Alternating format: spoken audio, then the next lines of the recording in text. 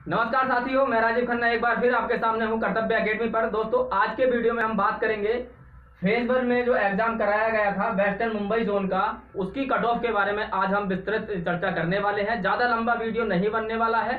Cut off बनाने का सिर्फ मेरा तात्पर्य ये है दोस्तों, क्योंकि मैंने भी एग्जाम दिया है और मुझे पता है कि एग्जाम का लेवल क्या था। मैं मजबूर हो गया हूं कट ऑफ का वीडियो बनाने के लिए, क्योंकि मैंने देखा है कि कुछ यूट्यूबर इतनी भ्रांतियां बच्चों के मन में डाल रहे हैं कि जो बच्चे अच्छे मार्क्स लेकर के आए हैं, अच्छे का मतलब जो क्वालिफाई कर सकते हैं पीटी के लिए, वो भी तनाव में बैठे हुए हैं, सोच रहे हैं कि हम पीटी की तैयारी करें या ना करें। तो दोस्तों, आप बिल्कुल निश्चिंत हो जाइए, वीडियो को आप शुरू से लेकर अंत तक देख लीजिए। ज्यादा लंबा वीडियो हम नहीं बनाएंगे, केवल आप खुद अपने आप ही सोच लेना कि मेरी बातों में कितनी सच्चाई है या कितना मैं झूठ बोल रहा हूं। क्योंकि दोस्तों, हमारा स्वभाव ऐसा है ही नहीं कि हम किसी भी बच्चे को जो है बेवकूफ बनाएं। हम केवल सच्चाई सामने रखेंगे और इसीलिए दोस्तों आपको वीडियो में अंत तक बने रहना है और आप खुद समझ जाइएगा कि आपके मार्क्स कितने हैं और क्या आपको पीटी की तैयारी करनी है या नहीं करनी है। तो चलिए दोस्तों, शुरुआत करते हैं। सबसे पहले हम बात कर लेते हैं जनरल की। तो जनरल की जो कट ऑफ रहेगी दोस्तों, मेरे हिसाब से वेस्टर्न मुंबई में वो 55 से ऊपर नहीं जाने वाली है। दोस्तों, जो मैंने यहाँ पर लिखा है ये मैक्सिमम नंबर है, इससे अधिक नहीं जाएगी, चाहे इससे 1 या 2 कम हो सकता है। अब दोस्तों, आपके मन में सवाल आ रहा होगा कि बहुत सारे यूट्यूबर तो 60, 65 या 70 तक बता रहे हैं, तो आप इतना कम क्यों बता रहे हैं। तो दोस्तों, उसके पीछे का रीजन ये है कि मैंने भी मुंबई जोन से एग्जाम दिया है, वेस्टर्न मुंबई से, और मुझे मालूम है कि इसका लेवल क्या रहा है एग्जाम का। फिर सबसे बड़ी बात दोस्तों कि फेज 1 का जो एग्जाम हुआ था, सबसे पहले मुंबई का ही उसमें एग्जाम आ गया था। आप सबने दिया होगा, आपको सबको पता है। आपको हमको कतई अंदाजा नहीं था कि पेपर की डिफिकल्टी क्या रहने वाली है। हम लोग पिछले पेपर्स की तुलना करके ही तैयारी कर रहे थे और जब हमने देखा तो एग्जाम एक अलग ही लेवल का आया था। रीजनिंग का कहें तो इतनी टाइम टेकन रीजनिंग थी कि बहुत ज्यादा टाइम ले रही थी। तो जो समझदार बच्चे थे उन्होंने केवल वही सवाल छुए जो कम समय में हो सकते थे, और आपने देखा, हमने भी देखा कि हम मन में सोच के गए थे हम 80, 85, 90 के आसपास टच करके आएंगे, अटेम्प्ट करके आएंगे और उसमें भी निगेटिव बिल्कुल नहीं खेलेंगे। लेकिन दोस्तों, जैसे ही आप एग्जाम हॉल में बैठे, आपको पता चल गया कि ये एग्जाम उस लेवल का नहीं है कि कोई भी बच्चा 85, 65 तक 85 या 80 तक पहुंच पाए।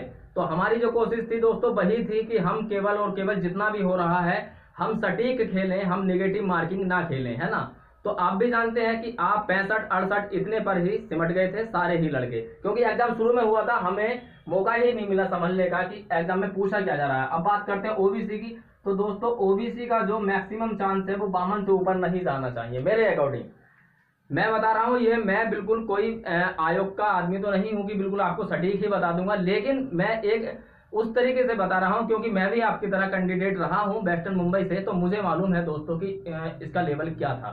तो 52 से ऊपर ओबीसी की बिल्कुल नहीं जानी चाहिए। फिर दूसरी बात करते हैं हम यहाँ पर एससी की, सॉरी दोस्तों, ईडब्ल्यूएस की बात कर लें तो ओबीसी और ईडब्ल्यूएस में ज्यादा अंतर रहता नहीं है, फिर भी 51 से ऊपर दोस्तों मेरे हिसाब से नहीं जाना चाहिए। 51 क्या, इसको आप 50 ही कर लीजिए, 50 से ऊपर इसका नहीं जाना चाहिए। और बात आती है एससी की, तो दोस्तों एससी और जनरल में जो अंतर रहता है करीब 5-7 नंबर का रहता ही है।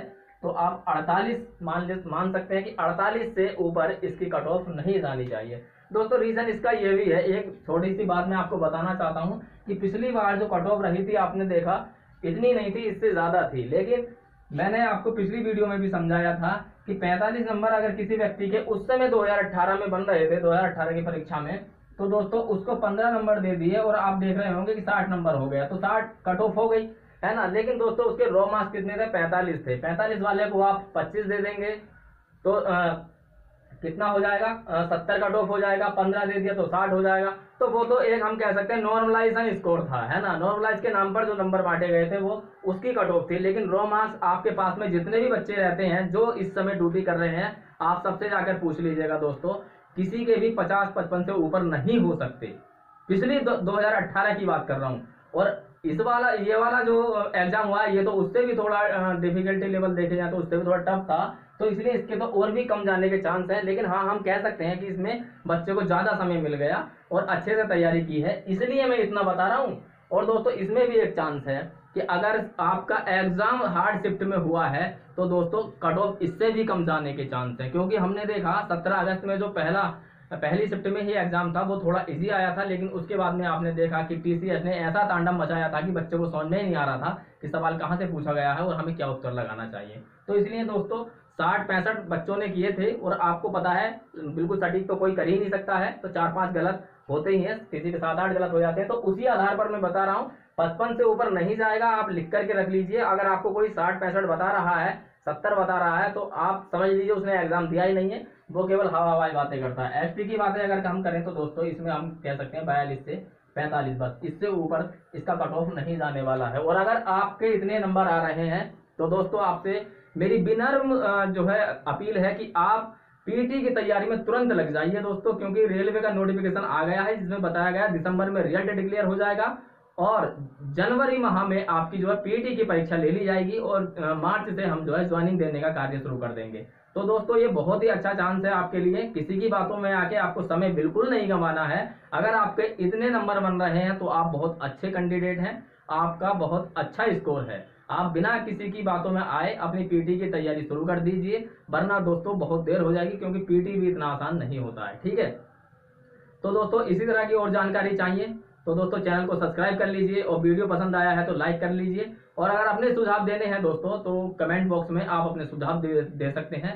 दोस्तों मैंने आपके सामने वो विश्लेषण रखा है जो मैंने अनुभव किया है, तो इसलिए दोस्तों आपसे अनुरोध है कि आपका कर्तव्य बनता है कि आप प्लीज दोस्तों इस चैनल को सब्सक्राइब कर लें।